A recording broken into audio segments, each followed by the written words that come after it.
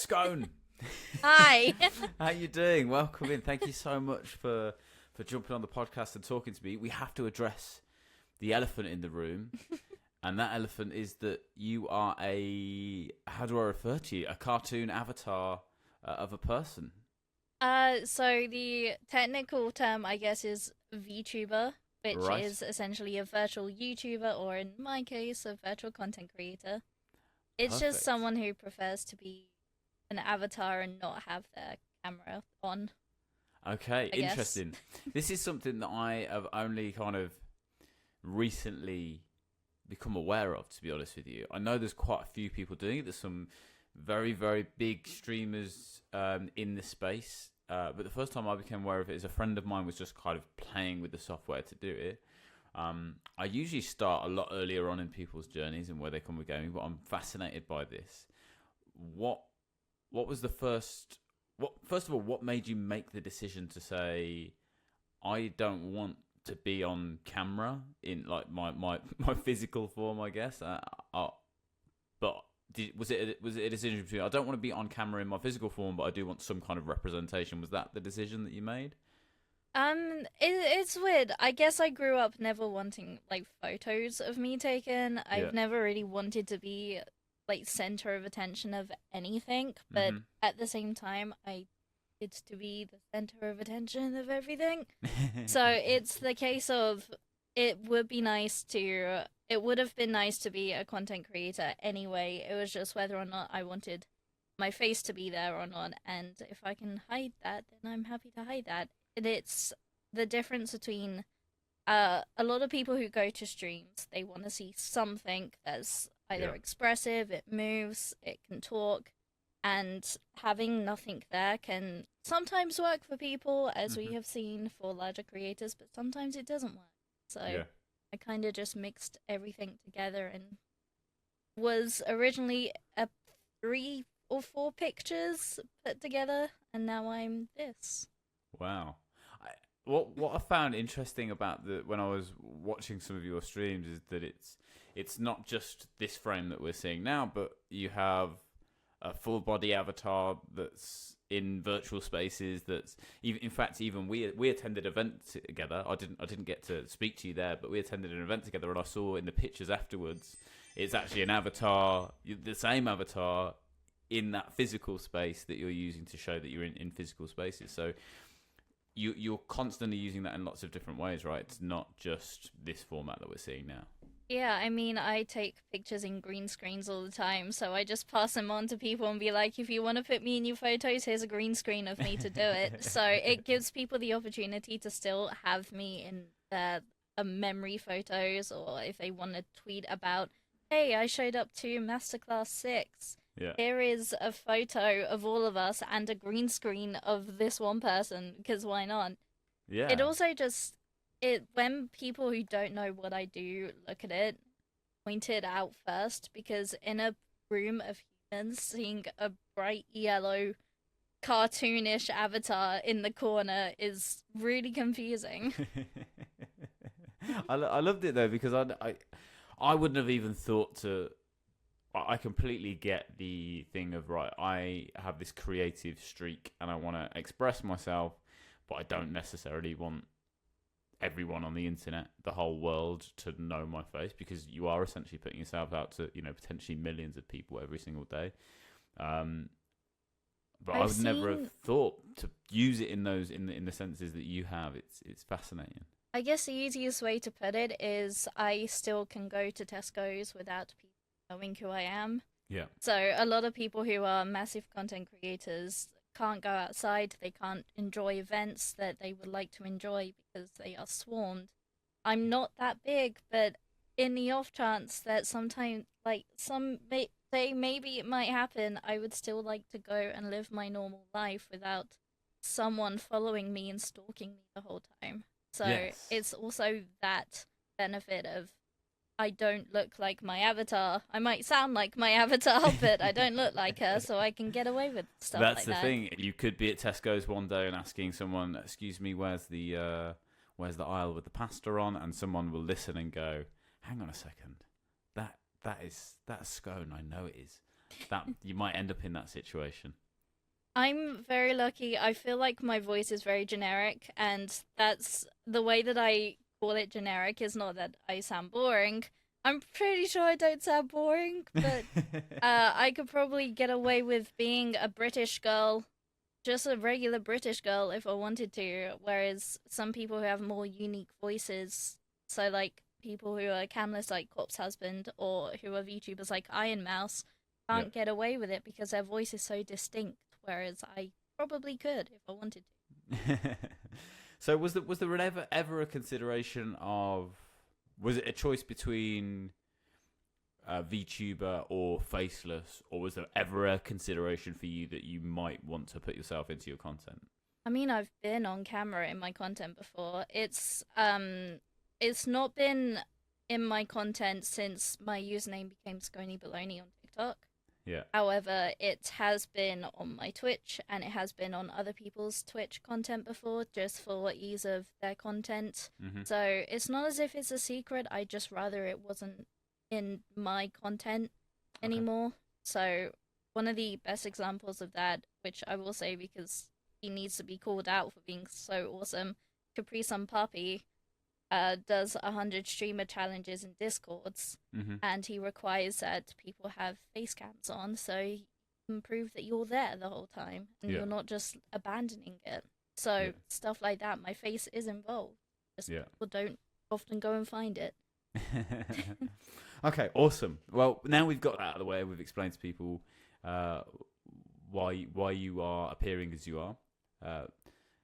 Let's go back a little bit and talk about where you first got into gaming. It's usually where we start these podcasts. Is where did gaming first come into your life? Were you playing games as a kid, or was it something that came to you later in life? So my family aren't much of gamers. Mm-hmm. However, my dad did have the original PlayStation. Nice. So the first stuff that I played was like Spyro.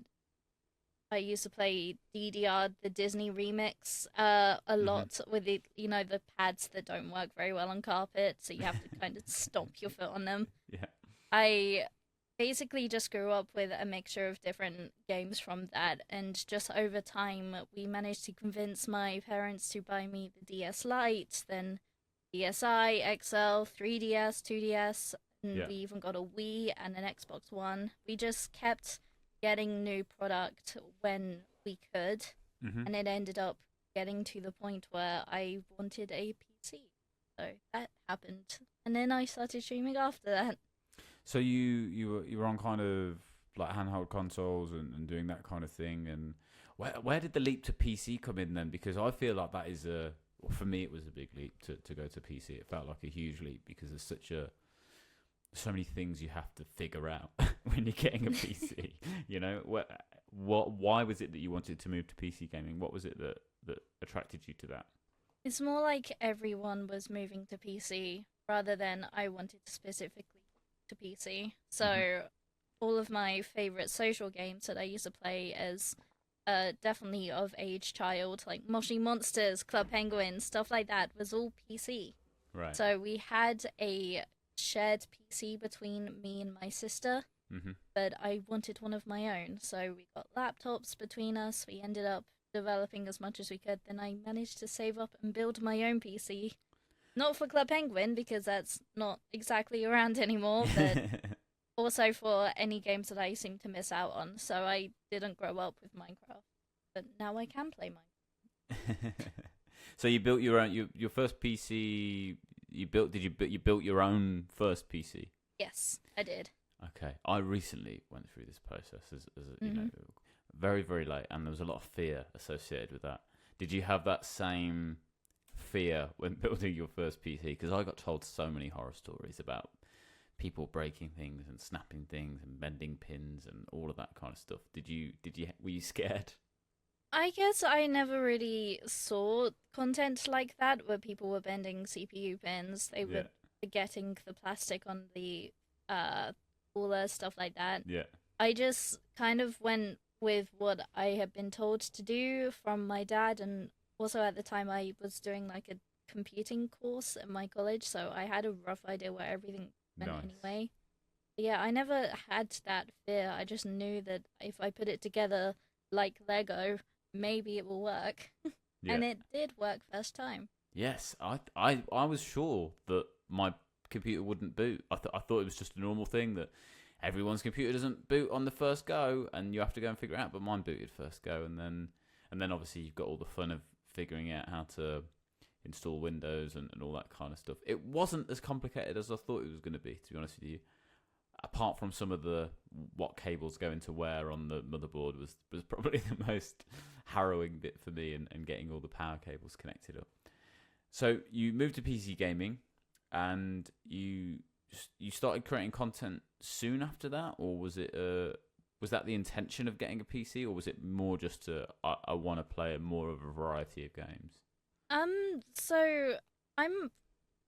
It's hard to kind of say it's that way around. It's actually the other way around. I got into content before I even had a PC. Right. I was working on a MSI gaming laptop that was overheating all of the time, Mm-hmm. and I would sit and play Among Us and Fortnite during that must have been COVID, I think.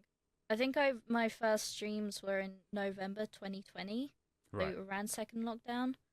But yeah, the PC came just because I wanted a more variety of games, and you can't really figure out how to do intense things like Valheim or even VR on overheating tiny little gaming laptop.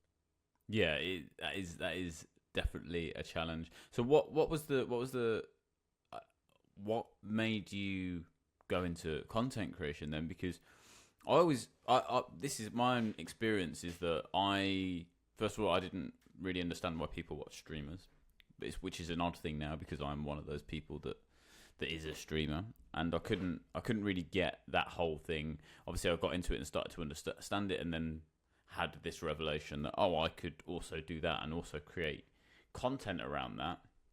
But before that, I'd never really considered like content creation as a solo person, like an option for me. Had that always been? Did you feel like that was always an option to you, or was there something that triggered you to want to get into that? Like, how did you get into content creation? What was the thing that triggered that? It was a very long process to get me into it. I mean, I grew up with YouTube, so Mm-hmm. I had my favorite YouTubers, I had my favorite creators, and then I discovered Twitch through one of my favorite YouTubers. Mm-hmm. Um, I actually asked people, should I become a streamer, because I didn't know if it was for me, Mm-hmm. and someone turned around and said, "Yeah, you should." So I did. Nice. That's it. I like that though. It's there's a sense of naivety is the wrong word, but there's like an innocence to it of going, should I do this, and then just diving into it, and kind of getting rolling your sleeves up and getting your hands dirty. I guess it's a nice thing to do. And at what point did you discover? Were Vtubers around when you started creating the content? Was that a thing that already existed, or was that something that came a little bit later? YouTubers have been around for as long as I can remember, if not before I was born, honestly, because you can have different types of VTubers, from Yeah. just images where the mouth moves, or Yeah. even fully rigged models. Mine isn't 100%, but mine is more rigged than some others are. Mm-hmm. I've kind of known about VTubers since I knew about YouTube. I couldn't name one from the top of my head that got me into it originally, but I knew it was a thing, so I thought I'd try it. Yeah, I guess I'm here now. Feeling pretty old here, Scone. I'm feeling pretty old when I speak to people there's so many creators who are younger. I'm kind of guessing here, partly because I feel old, but based on your references that you're slightly younger than me.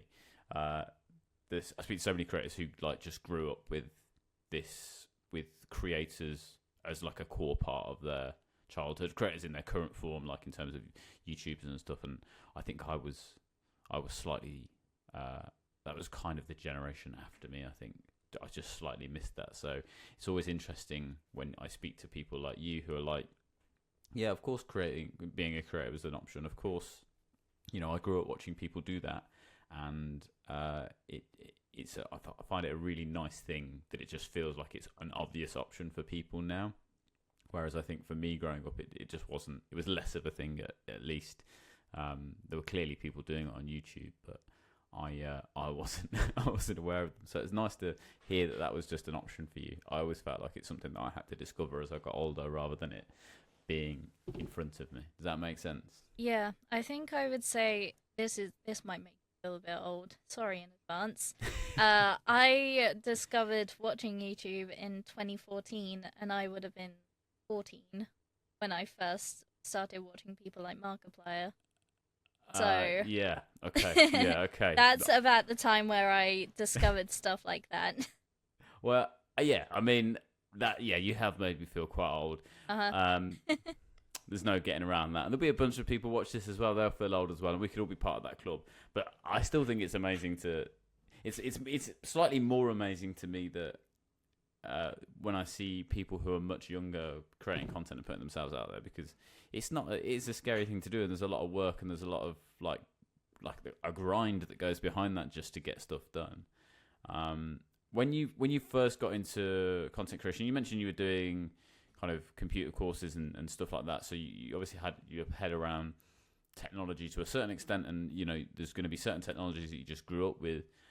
But I always talk about being a creator is like, being an editor, it's being a graphic designer, it's being all of these other things that come with it that you don't realize until you start, microphone, sound, all of that kind of stuff. And for you, there's even another layer on top of that, because you're developing, presumably your avatar and your VTube persona is developed over time and changed, and you've added things to it.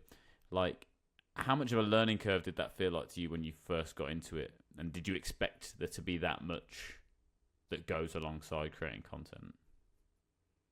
So I would say I fall under the jack of all trades, master of none. Yeah. So I pick up everything really quickly. I'm not perfect at anything though, so there was no real learning curve. It was more so I will pick it up, try it, and if I couldn't do it, I'd try it again another time. But yeah, I guess the biggest learning curve in that sense would be Unity, because turns out Unity is not easy at all. But once you figure out the basics of it, you know what does what and what you need to do to make something do something. So talk to me like I am an idiot, which is not far from the truth. It's going. We're skating pretty close to the line here, but talk to me about what Unity is and what you use it for. So I don't know the exact idea of what Unity is. The way that I use Unity is very different from what a gaming studio creating games would use Unity. So I use mine to convert a model into a fully fledged moving avatar. So the hair moving, the ears moving, stuff like that. From the way that I use it, I essentially just add physics, and that's it. Okay, so you have a model of some kind, which is essentially your avatar, and presumably that is just some kind of 3D model, and then you have to rig that up and add effects and physics to it. Yeah, so this is technically my newest version of a model, and it's 2 avatars put together. But the head and the original body of my avatar was actually made on a free program on Steam called Vtuber Studio.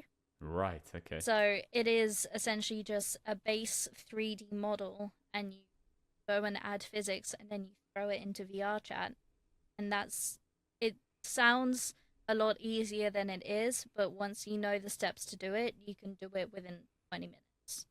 Okay, so what would you... presumably there's going to be some people out there who watch this and go, you know what, I'd really love to do that. I'd love to present myself in this way online, or the thing that they feel like is stopping them from being present is that they don't want to show their face, which is a lot of people, I think. There's a lot of people that aren't comfortable with that.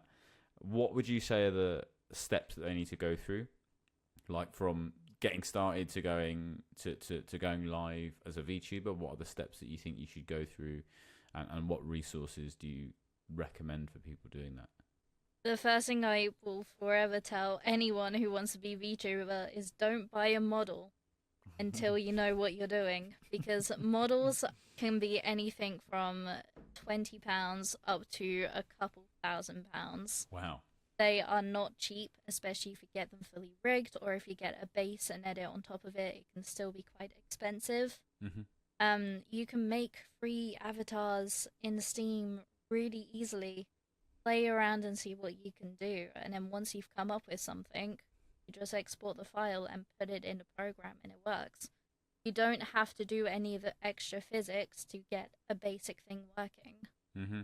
It just takes a lot of designing of what you want it to be. You don't have to make it look like you. Make it look like a previous version of you, like if you were younger or if you had different colored hair. Hmm. You can make it a cat, you can make it a devil, you can make it a wolf if you wanted to.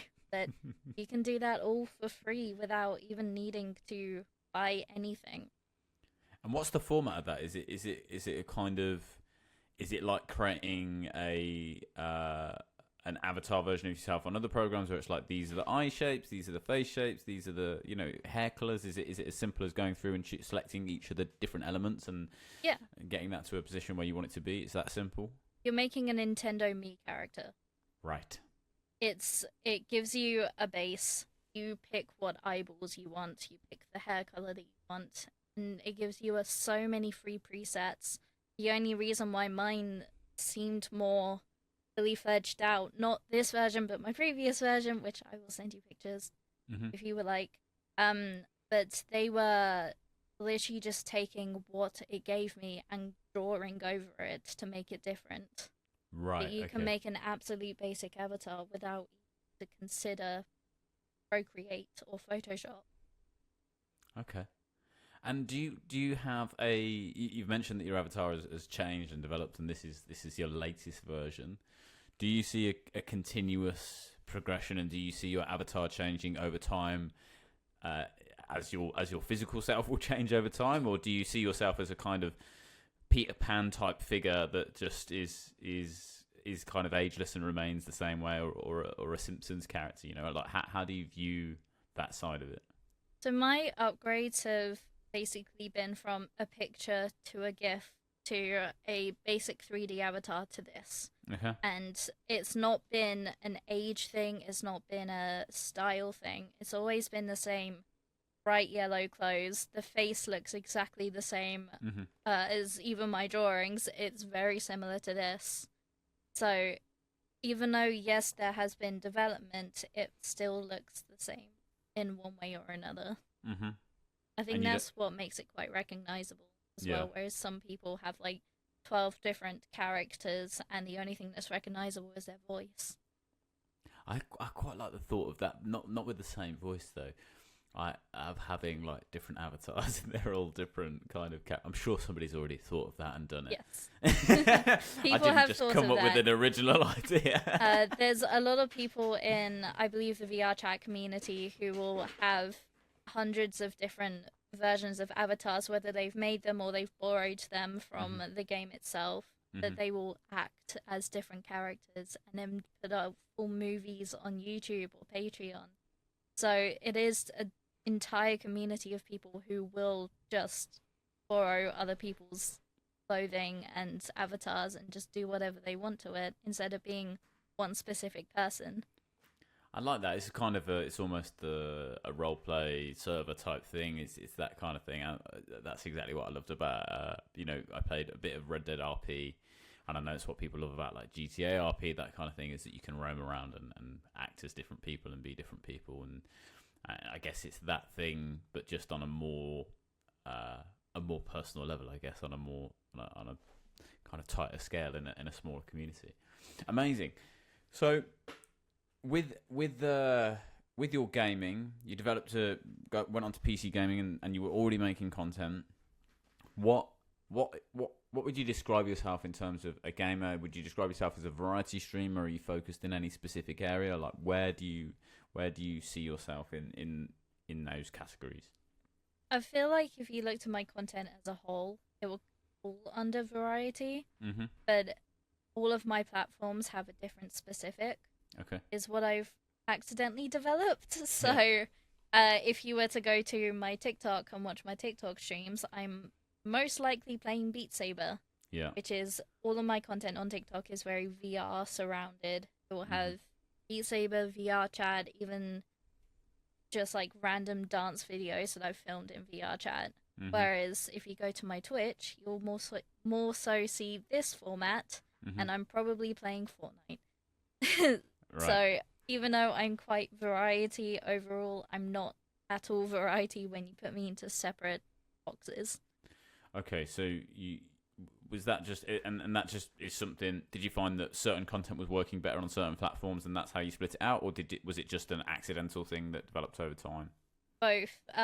Very much my TikTok doesn't like me when I play Fortnite. It loves me when I play rhythm games, especially Beat Saber, because I have high interaction, and also they can just listen to music like they're listening to a radio.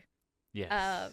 Twitch, yes, does also like that content, but DMCA rules are quite tight on Twitch. Yes. So I have to be careful. So that's usually when I do my Fortnite streams with other people instead of playing Beat Saber. I know YouTube is very similar to Twitch with DMCA, if not rougher. I haven't even tried streaming anything to YouTube just because I'm so nervous about that copyright striking. Yeah, I mean, I feel like, I don't know this for sure, but I feel like at some point TikTok's going to have to go that way. I on my live streams, I basically play Spotify and allow people to control music if they're a subscriber. And for a while, I had to do all that stuff to separate like sound sources because I was streaming to Twitch at the same time. And YouTube at certain points, I was just constantly getting strikes. And I was like, I can't keep doing this because it's going to get me into trouble. So yeah, TikTok is seemingly fine with that for some odd reason. I don't know why. It's really dependent on the type of contract, which I'm sure that you've heard as well, that TikTok had the whole UMG contract ending thing. That is now a thing again. They do have a contract with UMG and play their music. But places like Twitch don't have that same rule. Yes, you used to be able to do Twitch sings and karaoke and listen to music in the background. Now you can't because they don't have that contract in place with a music group like TikTok does. Yeah. But also TikTok was a platform built off music. Yes. It was in the name, musically. Yeah. So they can't exactly pull that away from the original content creators without causing an uproar. Whereas Twitch wasn't built on that. It was built for, I believe, gaming. Because you used to be only able to stream if you streamed games. And even just chatting, you could only do an hour before you play another game. Yeah. Or something like that. It was a really weird rule. Yeah. They're definitely developed over time. But yeah, it must be challenging. I mean, I've watched some of your Beat Saber content, and I can't watch it for too long, mainly because you're frustratingly good at it. Presumably, you've got a lot of hours in that game, because I have an immense amount of jealousy when I watch someone just flying through those levels with absolute ease. We can find out. My hours last time I checked was 500. 500? Hold on. I'm at 563.8 hours of Beat Saber. Wow. But I still have more hours in Animal Crossing. I mean, both impressive, I think. But there's something quite what's the word I'm looking for? It's kind of enchanting to watch someone play Beat Saber that well, because it looks so effortless. But do you not get absolutely, when I play Beat Saber, it's like I'm in a puddle of my own making. I absolutely drenched. I can't play it for too long. Maybe I'm putting too much into it. You seem so relaxed. Obviously, we're watching your avatar form, but presumably that is somewhat a reflection of what's happening in real life.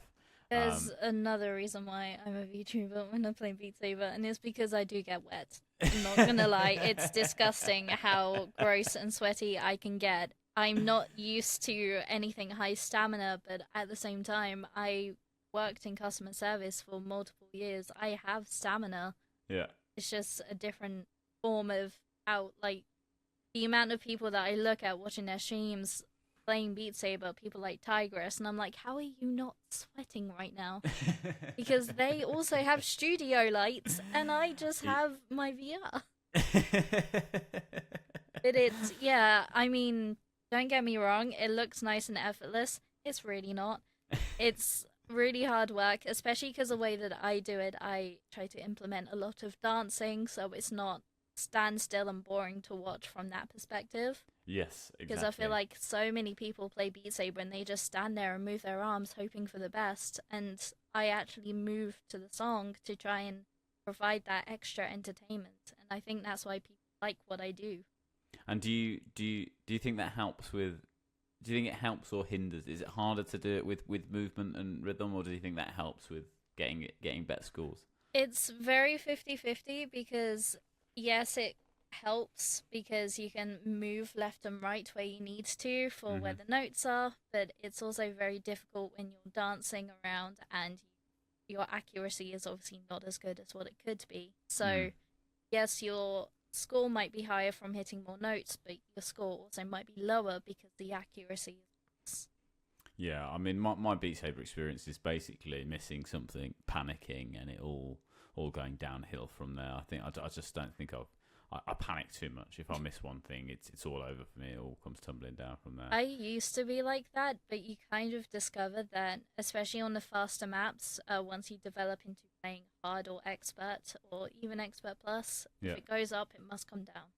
So you kind of assume that if you missed a note, then just pretend that you did hit it and keep playing, and you're probably going to be fine. Yes. I like that's a good way to think. That's a good way to think about anything in general. To be honest with you, is just keep plowing forward, and you'll be okay. You say that. I mean, I think I have the complete capability to just for Beat Saber to just go.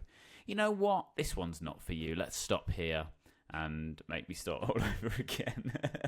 You can always play on no fail mode, and that's what I tell people who play Beat Saber is there's no point in trying to be good at Beat Saber if you're not having fun with it. Yeah. Because Beat Saber is not being competitive for the majority of people. It's being there to have fun and listen to songs and play a rhythm game you love to play. Yes. So if you miss one, don't be sad that you've missed one. Be happy that you've got the next one. Such a positive outlook. I love it. It all seems so effortless and positive. So you've got these different bits of content for different platforms. You're playing different games for different platforms. How do you manage your kind of time on those things? Because I know how much time it takes to not just stream, which I know you do regularly, but also to actually create the content and grow your channels off the back of that. Are you quite organised in terms of structuring out this is when I'm doing what, or is it a bit more as and when? It's more so if I have the time, I'll do it. So my TikTok live streams, I've actually just dropped my schedule at the moment because I've run into some weird IRL things. But yeah, essentially, if I have time, I'll do it. If I don't have time, I won't do it. And for recording videos, it's if I have Beat Saber already open to stream, I can record at the same time just without my microphone in the recording. Yes. So anything that you see on my streams used to be, and sometimes still is just recycled from my live streams. Okay. So it's similar to how if you use the Atom vertical plugin, you can do the rollbacks and do vertical clips through that now with Twitch. It's just you're taking an already edited video and posting that up onto TikTok or other social media. So it is mostly recycled content. There are times where I have dedicated recording sessions, and even those take maybe 20 minutes because I'll find maybe 15 songs that I like and I'll just record them, and then that's content for 2 weeks. Nice. Maybe even 3 weeks if I just repost the same song. Well, when you started creating content, because one of the things I always talk about, and one of the things I try to get my own head around is balancing. This is the content I want to make because it fulfills me creatively, which is why I started doing this. Versus looking at views and analytics and stats. Like, did you start creating content with the intent of like I want to grow an audience, I want to get a bigger audience, and this is how I'm going to do it? Or is it more like, I just want to make cool videos and post them and see, and if it goes somewhere, then great? Like, what was your thinking when you started? Kind of a mixture of both. I'm very much it would be cool to grow. Mm-hmm. So I will look at my numbers. I have a whole spreadsheet that I create and update every month with Mm-hmm. my numbers, my followers that I gain or lose, figure out what works, implement that for the next month. But I also just create the things I want to post. If I don't like the content I'm posting, why would I put the time and effort into making it? Mm-hmm. Especially when one of the biggest things that I learned, and this is actually from a video that went up, I think last night, by Tommy Innit, who essentially, in summary, ended the video saying, be yourself because that's how you get views. Mm-hmm. So why would I sit there and make content about a racing game that I don't actually enjoy playing when I could make content about my favorite game, Beat Saber? Yeah. That makes sense. That makes sense. And do you, so you mentioned the spreadsheet that you put together for your kind of stats and stuff. Do you take anything from that? Obviously, you're posting content that you enjoy, but do you take anything from that in terms of, oh, this content worked particularly well, I need to do more like that? Or even if it's within the same game, or are you actually analysing things and going, right, where should I put my effort into for the next sprint of content, for example? Yeah, so that is one of the reasons why one of the most repeated songs on my account at the moment is that Bling Bang Bang Born Mashley theme song. Mm-hmm. Because that video did really well. Repost it, post it, re-record it, post it again. This is a different outfit. Let's also post this one. Yeah. But there's also times where I do my this is where I use it the most, my live streams. If I do a live stream with Fortnite, I can see that I gain maybe 2 followers and lose about 20. If I stream Beat Saber, I might gain about 50 and lose about 2. Yeah. So it tells me that people don't like it when I watch Fortnite, but they do like it when I play Beat Saber. And why do you? I have conversations with lots of creators, and there's differing thoughts on how TikTok interprets specific creators. Like you've mentioned, TikTok doesn't like it when I do this, but it does like it when I do that.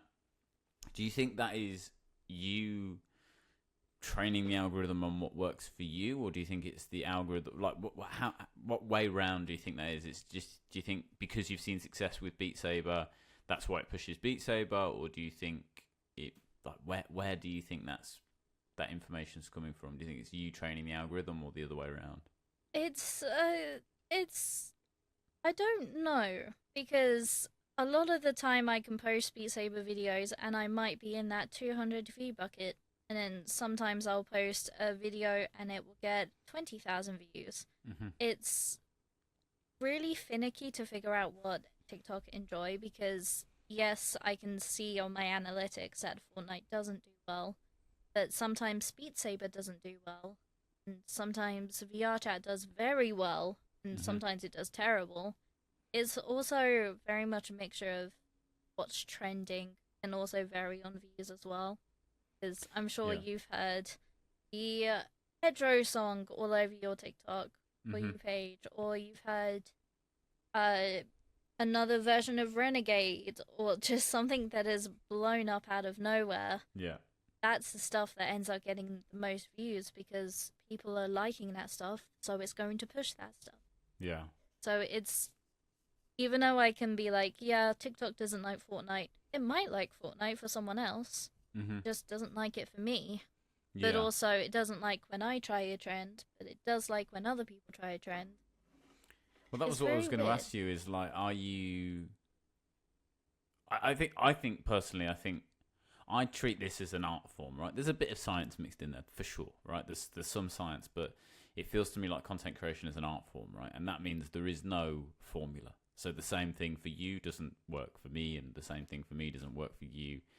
And the thing that works for you doesn't always work for you, and the thing that works for me doesn't always work for me. That, like, some of this is on feeling. I'm sure you've had this, and this is a consistent thing I've spoke to every creator I spoke to.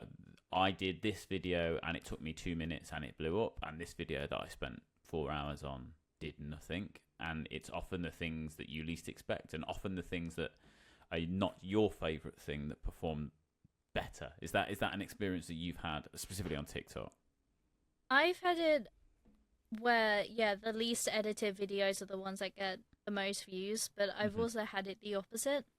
Right. So one of my most edited videos is my most viewed video. Yeah. Whereas I've got content that I can post after just pulling it from the live stream, and it also does really well. So it's very much you take what you have, you throw it, and if it does well, it will hit the moon. If it doesn't do well, it will be amongst the stars, and if it does terribly, it will go into the black hole. So it's very much you just throw it blindly and hope for the best, and sometimes it is the 2-second look, I found this thing that is so dumb that people were going to like, such as a raccoon spinning in a circle to a Spanish song. I don't remember the language. So it can be very varied, I would say. Yeah. It's partly it's frustrating, but I mean the other part of me, it's quite exciting that such raw content can do so well, because it just means that sometimes you can just do something because you think it's fun, or you can just do things on a whim, and there is some power to being able to just get your phone out. If you're anything like me, I over time have like bought different pieces of equipment, some of them expensive, some of them less expensive. You mentioned, that the avatars and VTuber models can go into the thousands. There's a real temptation, isn't there, to get all the gear. But the truth is, sometimes it helps, but it doesn't matter that much. That you can just pull your phone out and go viral on TikTok at any point, just with the right idea at the right time. I would say that I think that the way that TikTok's algorithm truthfully works is that TikTok pushes real content. Yeah. So whether you have the £3,000 camera, you have the really fancy lighting, you have Logitech's brand new tech and everything, you could just post something on an iPhone 6 and it can go viral because it's just real and relatable. Yeah. It really just, it's insane. But yeah, I guess in the question of what do you think the algorithm is trying to do, and it's just trying to be relatable. Yes. Do you think that the VTuber model is enough presence for you to have to maintain that relatability? Does that make sense? Is there a barrier there for you, do you think, that you've accepted, or do you think that it's enough there to give people an indication of who you are and what you're about? No. There is, so I can look the way that I look and people might be like, oh, she wears yellow, she must be a happy person.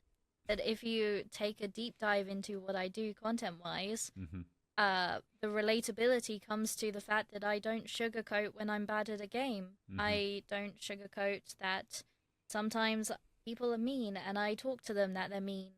Sometimes I talk back, and not a lot of people like that stuff, but some people do. And it's, anyone could have my avatar is the other thing. Like, and you could borrow my avatar for a day. It's not going to get people to be like, oh, that's Scone. I know that avatar. Her content's great. No, that's not, unfortunately, how it works. Yeah. At the end of the day, it's the kind of content that you make rather than being the same thing all the time, I guess. So my relatability doesn't come from what I look like being normal for people. It's the fact that I talk to people and I treat them as normal. I say that I fail maps because I do. Just relating and being human rather than being a cartoon, even though I kind of am a cartoon in this format. Do you feel like it gives you? I know when I suppose the closest relatability I have to this is something like RP, where you're in an environment, in another skin essentially and playing slightly different because I'd be playing a character within that rather than you being authentically yourself and just happening to have an avatar. Do you think it gives you a level of freedom? Do you feel like it gives you a little bit more freedom than it would do if it was your face? It's both freeing and very limiting because there is stuff that I can do that others can't do, but I also can't do a lot of the face cam reactions that some people get with being on camera. So I'm both losing out on things and also finding things that work just for avatars. So yeah, it's kind of a weird thing because yes, it can be more freeing, but it can be more limiting. If we are talking about freeing, no one knows if I'm streaming in my underwear. So that can be quite freeing from that point of view as well. Listen, nobody knows with me either, so it's all from the top up on my stream, unless I'm getting up to open the door. But there's always a joke that you're in a COVID meeting on a Zoom call and you don't have to worry about putting trousers on. But from an avatar's point of view, you don't have to put anything on if you didn't want to. That, before anyone asks, I have not done that. I have not done that. It's very uncomfortable. That's exactly what someone would say. You would, even though using a virtual camera, and I would always have that worry of somehow through some means of technology, this will fail and I will be revealed to the world, and the world doesn't need to see that. That's the best thing about doing it the way that I do, is that it could fail, but it's not going to turn my camera on. Yes. Because the way that a lot of cameras work, especially when connected to a PC, you can only have it open in one program at a time. Yeah, exactly. So if my software fails, it's not going to suddenly turn on in OBS until I restart OBS. Yeah. So there's always that backlog as well, but also in the sense of anyone can hack into your PC and look at anything that's connected to it and to look into the camera. That can happen, but there's not really much you can do about that. And if someone does that, I don't want them getting pictures of me naked. So I'd rather just, be comfortable. Yeah, of course. And the other question I wanted to ask you is your experience of being a female in the gaming space. There's a lot of, there's consistently talk about what it's like to be a female in the gaming space, specifically streaming. It seems more recently there's been lots of news around people being particularly horrific in the gaming space to women who are gaming, but you see this a lot, especially in FPS games and those kind of games.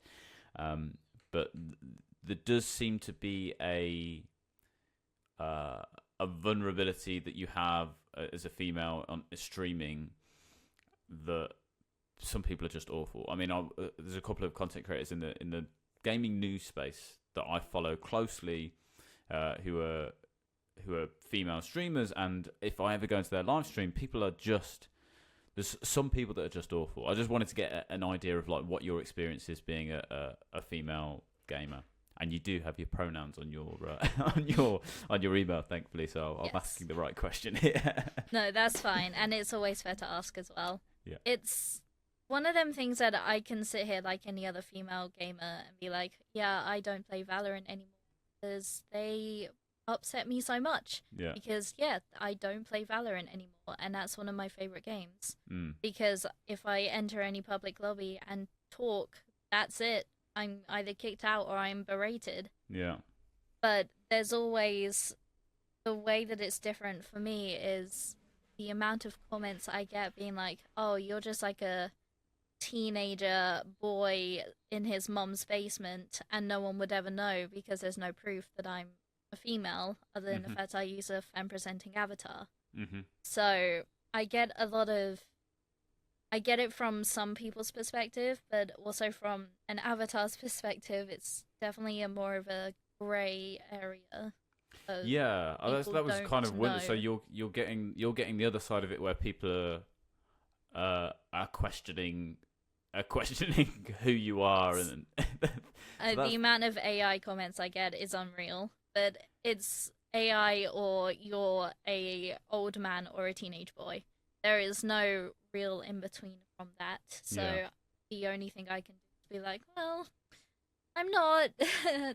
These yeah. are I my mean, pronouns. yeah. What? Number one, what would it matter? And number two, there's no arguing with those people. I get people, some games I play that they look quite repetitive, and I constantly get people coming in saying this is pre-recorded, and I'm like, I don't know what you want me to Yes. do. Like I'm literally sitting here speaking to chat the whole time I'm playing this. I don't know But how much take more I that can.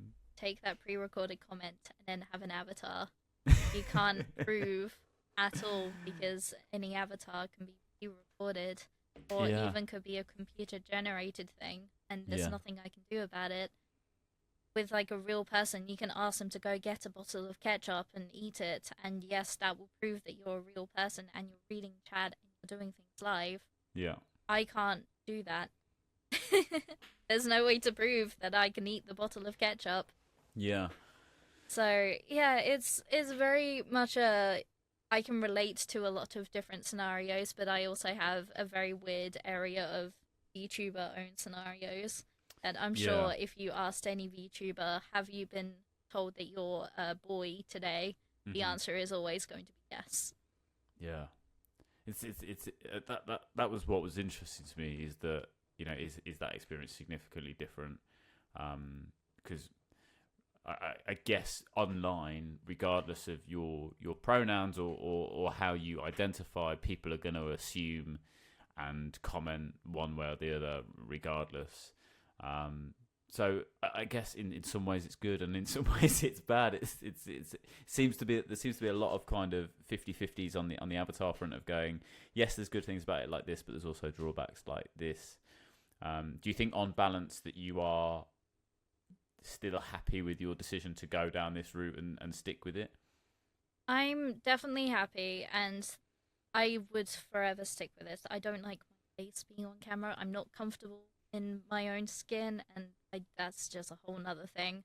Yeah. But also, it brings up a lot of hidden uh thoughts from the back of your mind. So, like, what if someone does meet you? Are you disappointing them because you don't look like your character? Hmm. I have had that with people where they've looked at me and been like, "You don't look like your avatar." But I've also had people who've looked at my avatar and been like, "No, yeah, that makes sense." So it Yeah. is very much a confusing. You you're worried that you don't live up to people's standards because they don't know what the standards are. Yeah. I think the first thing is that when I contacted you about doing this, it was doing this conversation. One of the reasons I wanted to do it was because it was interesting to me to explore this space that you're in, and have these conversations. But one of the things that I didn't expect was how quickly this would become normal. How quickly you go, okay, we've spoken about you looking the way you are and presenting the way you are on camera, and then this becomes a normal human conversation very, very quickly, and communicating with you feels, obviously on an intellectual level, that seems obvious, right? That we're having a conversation with each other, but you very, very quickly just go, oh, this is normal. I had a similar experience in when Oculus released their workspace stuff. When I was in an office-based stuff, we tested some of that, and you very, very quickly go, yeah, it just feels like we're in the same space and having a conversation, even though we're these weird, these weird avatar versions of ourselves that we've created. But what I find crazy is that there is this innate expectation that you should or are going to, that your avatar is a representation of who you are behind the scenes.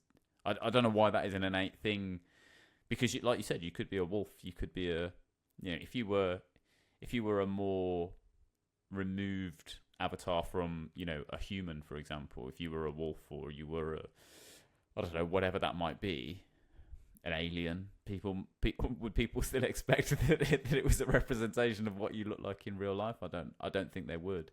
So it's crazy to me that they think that your avatar and you should be the same. I mean, what a lot of people have discovered, like you have just discovered today, that even though you're not human looking, you're still very much a human. Hmm. And yes, there are people out there who don't identify as human. They use avatars that are from the furry community. Hmm. They're variants that just whatever monster they want to be from D.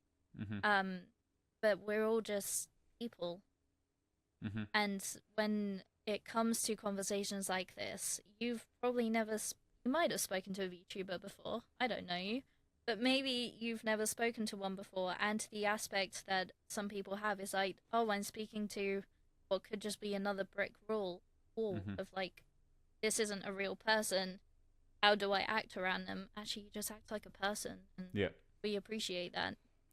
Yes. Well, listen. What's next for you? What's next on the agenda? Have you got big plans? Have you got anything in the works? Have you got anything, or is it a continuation and just an improvement of what you've been doing already? I'd love to say that, oh, I have this really big plan coming up. No, I don't. I've never had a plan with my content. Yeah. I make what makes me happy. So even if it ends up being that next week suddenly I don't look like this anymore, I have a new model, it's very spontaneous what happens. But Well, I, yeah, at the end of the day, I just do what I do. I like it. I think your whole approach is, whether you realize it or not, and how it, whether there's intent behind it or not, you've got this inspired approach of just being very level-headed about it, but also, just, I'm just going to do things that I like to do and that I love to do. I'm going to create things that I want to create. And I think so many creators, myself included, need to be reminded of this, because I don't know a single creator where they started this out with the pure intention of, I'm going to make a viral video. I think everyone starts out with oh, wouldn't this be fun? Or I want to make this cool video. I want to make this cool track. I want to make this cool whatever. Or I like playing video games and I want to share that experience. And then after you've been doing it for a while, sometimes you get caught up in those numbers and the stats and the things, and you start going, why am I creating this? It's not getting, nobody's looking at it. People don't like it, and you forget, and you don't feel, it doesn't feel like you have forgotten that you forget that why you started doing this, and it's because you wanted to create things that you love to create. And your approach to that is phenomenal. So thank you for reminding me. It's one of those things that, and like, I've known so many people to dream of being a Twitch partner. Mm-hmm. I don't think Twitch partner's even worth it. Yeah.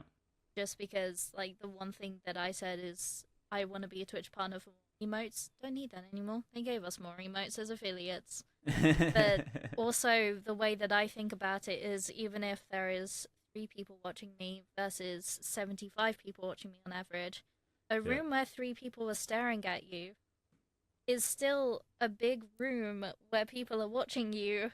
Yeah. Whereas a room with maybe 75 people watching you might not be as scary, because it's not just 3 people you're catering. Yeah. So you can look at a number and be like, that's really low. That's lower than normal, but they're still there. Yes, yeah. You've got to respect those people and be grateful to those people for being there. I think that's something that someone said to me the other day, is that, when you're annoyed by only having 10 people in your chat, it is a disservice to those 10 people who did turn up, and it becomes very obvious very quickly to them how disappointed you are with that. Listen, thank you so much for taking the time to talk to me. It was a wonderful conversation. If we are ever at an event in the future, please do come and say hello to me, because I will not be able to come and say hello to you, unless by some miracle of science you manage to kind of hologram yourself in which case I'll come and say hello. But yeah, please do come and say hello. It would be lovely to say hello to you.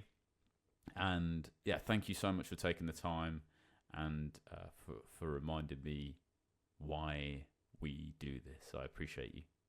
It's alright. And I guess that's the other thing. I have to find people. They can't find me. So that's one thing I need to also get more confident on. But Believe I'm me, probably wearing yellow. so that makes it easier. I'll just go up to everyone wearing yellow. Scone, scone, scone. Yeah, I'm terrible at that as well. When I go to these things, I'm in these situations fairly extroverted. But if you send me to an event on my own, I'm like, making that first move to go up and talk to people is absolutely horrific for me. And I'm sure lots. There's probably 100 other people that feel exactly the same way. We're all kind of sat in the corner waiting for the first person to make a move so we can speak to each other. But anyway, we'll have to do this again at some point in the future and see if you've changed any, if you're a whole new person or how you're getting on. But thank you so much for today, and we'll speak again soon.